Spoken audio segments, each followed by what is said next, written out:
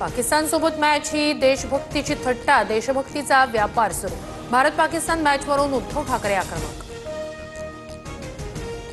ठाकरेंच्या शिवसेनेतील महिला आघाडी उद्या राज्यभरात हर घर से सिंदूर अभियान राबवणार। सिंदूरच्या पुड्या डब्यात टाकून पंतप्रधान मोदींना पाठवणार।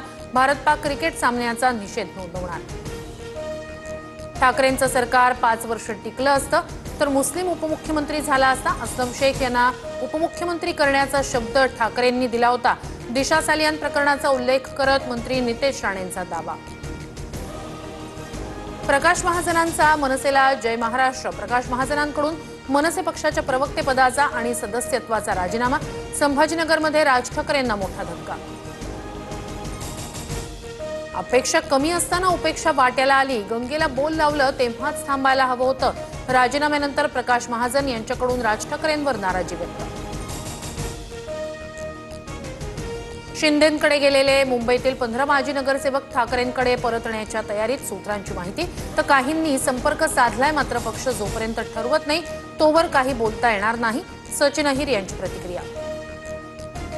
मराठा आरक्षणावर 4 ऑक्टोबरला पुढील सुनावणी। मराठा समाजाला 2 आरक्षण, कोणतं आरक्षण कायम ठेवायचं याबद्दल सरकारनं काही निर्णय घेतलाय का, हायकोर्टाचा सवाल। तर शाळेच्या फी ऐकून न्यायमूर्तीही चकित।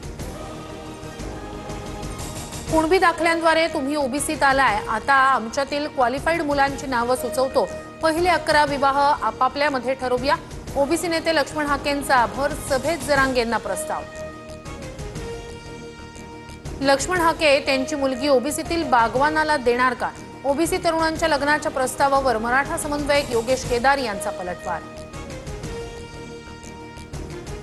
एल्फिस्टन पुलाच्या पाडकामाला सुरुवात। नागरिकांनी दादर टीटी पुलाचा वापर करण्याचं आवाहन। 7 ते 8 दिवसात बैठक घेऊन पुनर्वसनाबाबत मार्ग काढण्याचं मुख्यमंत्र्यांचं आश्वासन। पाडकामासाठी पोलिसांचा कडेकोट बंदोबस्त।